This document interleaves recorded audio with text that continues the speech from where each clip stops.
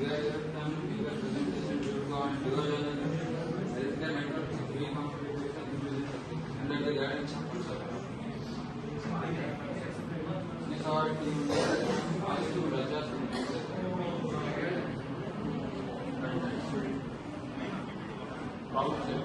here in this process we are using dual LLM basically by using main dual LLM.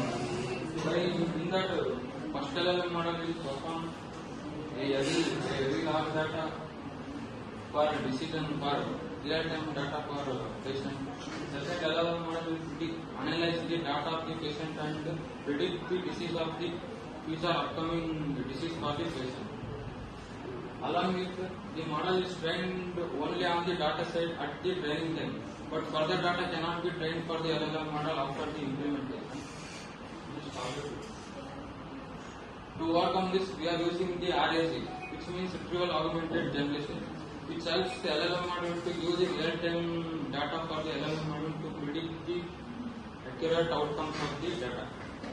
Next, in the second LLM model, which is in this project, second LLM model is the main role of the hospital network because it performs the prediction of the patient future diseases. Due to the overlap of the single model, it causes some latency and other disadvantages. So we are using the core LLM model under the main LLM model, which is called as the domain LLM model. First LLM model under the main LLM model for communication between the doctors, users and staffs in the hospital. Second LLM model is specifically for the organs in the body, like heart, liver, and other main organs. It predicts only, it works under the organs. And next, internal LLM model, which means invisible disease. Invisible disease in the body will predict and analyze in the LLM. Fourth LLM model is external. Visible disease like skin cancer, damage in the heart, damage in the outer body, analyzing the last LLM. Here RAG will analyze the both LLM model and the sub LLM model and will give an accurate value.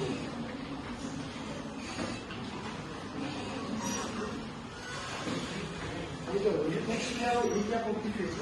So what we have discussed in phase 1 was LLM 1 and LLM 2. What LLM 1 will do is it will manage the IoT based data and optimize intercommunication with the network level algorithm. So LLM 1 what it will do is it will control the data and data flow how it is going and like it will data control will be handled by the LLM 1 and we have discussed LLM 2. Here LLM 2 is served as a patient doctor assistant. So what LLM 2 is doing here means LLM 2 is a communication between the patient and the AI bot. We are going to create here in LLM 2 we are going to create a AI bot which will be communication between the patient and the AI bot. So here in phase 2 we are use the advanced optimization algorithms like GLLA and modified PPO. So here GLLA stands for greedy look ahead algorithm. So these are the algorithms which we are going to use in the phase 2 for improved performance. So which will improve the performance of our project. So in phase 2 we achieve the network efficiency and reduce latency in the data handling. So by using the algorithms like GLLA, that is greedy look ahead algorithms, and modified PPOs, that is proximal optimizations, which will do the better network efficiency and reduce the latency. So next we have system design. So to understand this complex system design, it is classified into 3 main parts. So in first we have patient and census layers. So here we are going to collect the data from the IoT devices. So these are the IDs. These are the patients, ID1, ID2. So we are going to give a particular ID for a particular patient. next, the network layer, that is the nervous system and the body.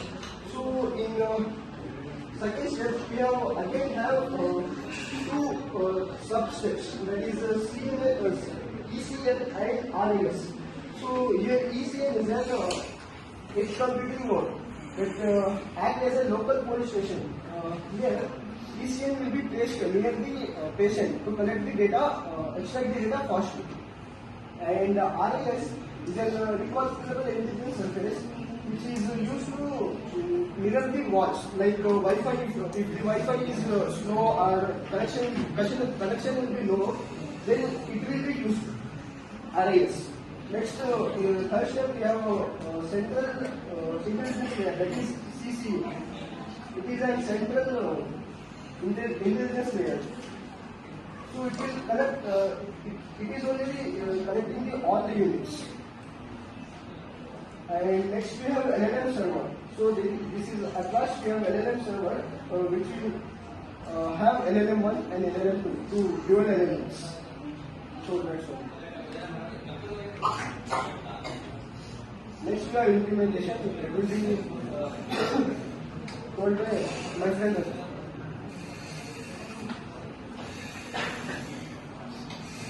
We have used Python programming for overall working of this project, and we are using OpenAI API Lake, LangChain, LangGraph, and LLM models, and we are using database, visual augmented generation. We have used MongoDB vectors stores, which stores the databases like information about health and others. And then class are the websites and frameworks we are used to integrate the content and backend Python programming.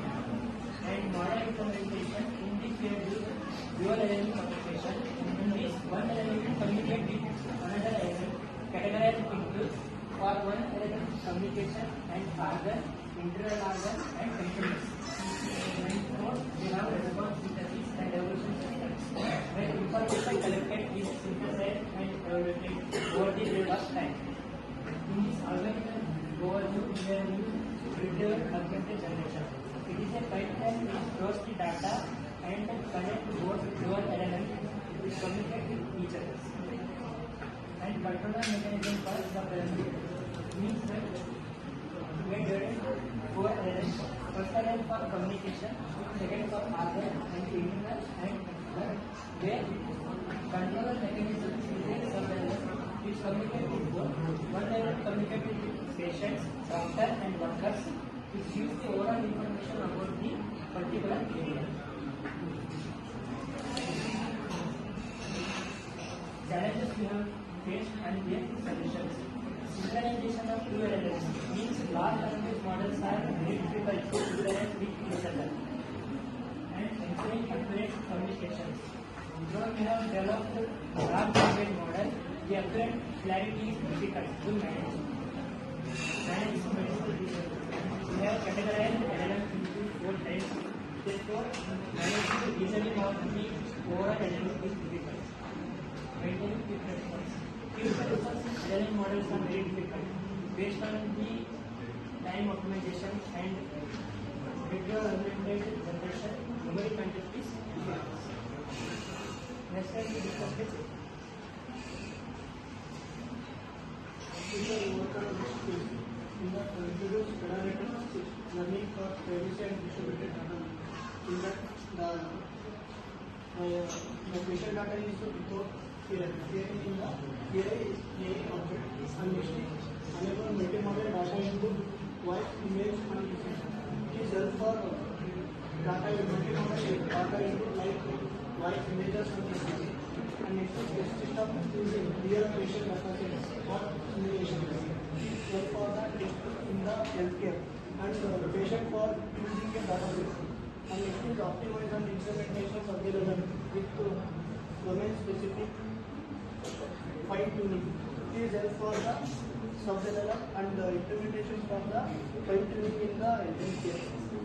And next is integrate the AI dashboard for doctors and patients. Next is learning outcomes.